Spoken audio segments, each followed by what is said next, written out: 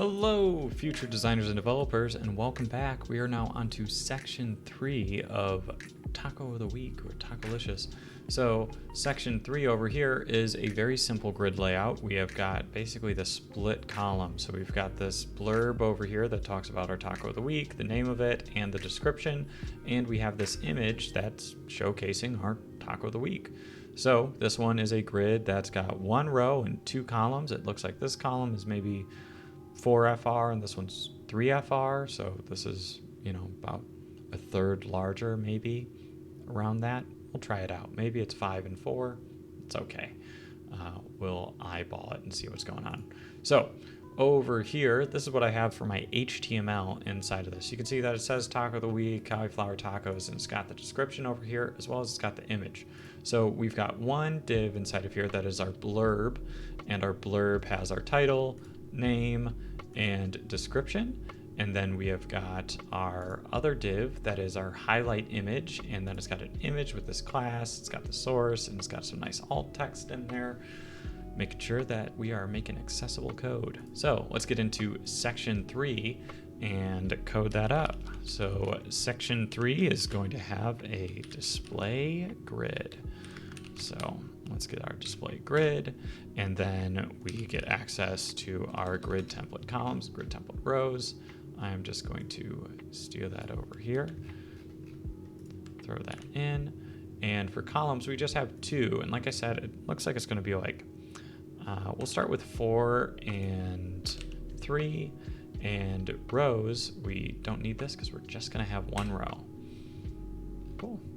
So yeah, that's actually not looking too bad right off the bat. And we do have a little bit of spacing here, so I'm just going to throw a little bit of a margin top just to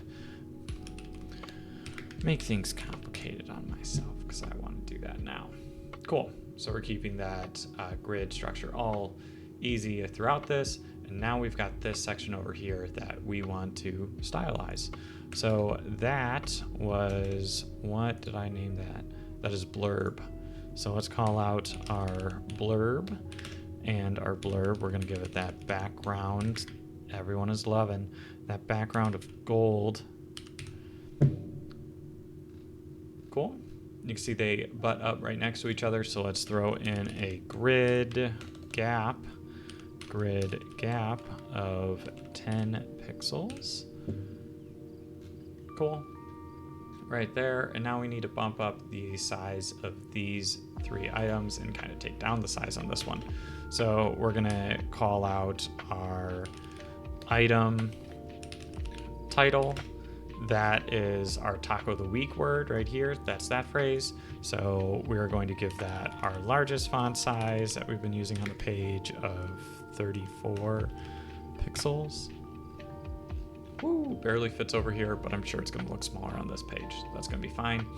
And then we've got our dot item name, and that one we are going to also bump up the font size. That's going to be at 24 pixels. Cool.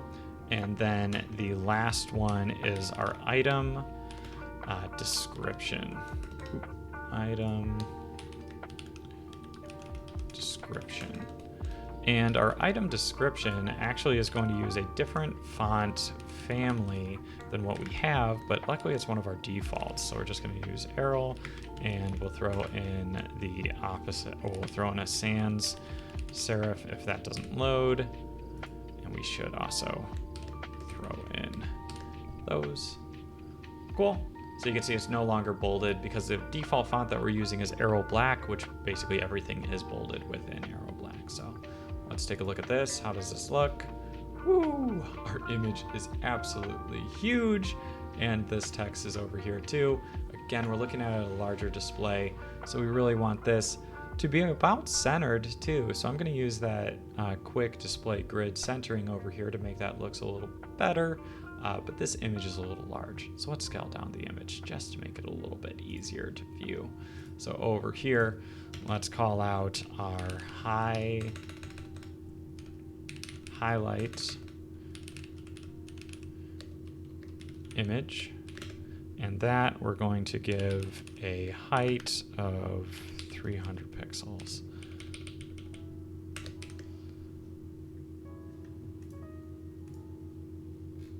Ooh. Oh, highlight image is the name of the class. So this is actually not highlight image, it is item image. Cool. All right, now that's a little too small. Let's bump that up.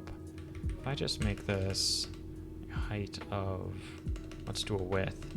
We'll do a width of 100%. It's still gonna be large, but that's okay. If we really want to downsize this a little bit, we could change our columns and areas. Again, I'm real more concerned about the grid at this point than about the exact formatting. Cool. So now our blurb, we want to center up everything inside of our blurb. So we're going to do that quick technique of giving this a display grid and a place content center. Cool. We do that. Gets placed over here, but we want to make sure that it's not going all the way across. So we've got these items inside of here that are all kind of getting the same padding applied to them, or same width and everything. So we're going to call out all those together. So we got item title, comma, our item name, comma, our item description.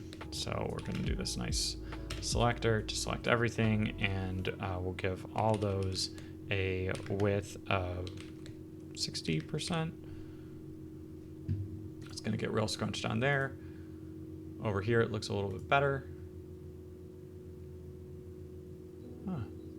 Oh.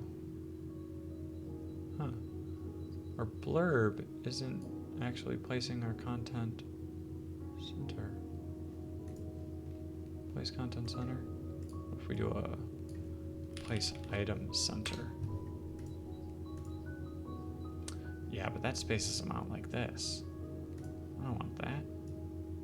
I like the place content.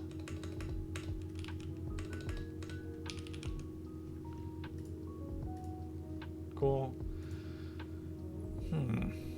Let's just do, because these are all, I'm calling out the individual items, or are those all, those are the divs themselves. Let's give them a margin auto. There we go. Cool. So that's looking better. Again, it's very large because we're on a larger display, but that's okay. So yeah, I'm not going to scale up all my text for that. It's going to be all right. Because yeah, if I made this a little bit more realistic as to what we'd be seeing on our school computers, this is looking pretty good. It's looking pretty good, relatively sized. Cool. All right. So that's going to do it for this one. Thanks so much for watching. I'll talk to you in the last one. All right. See you then.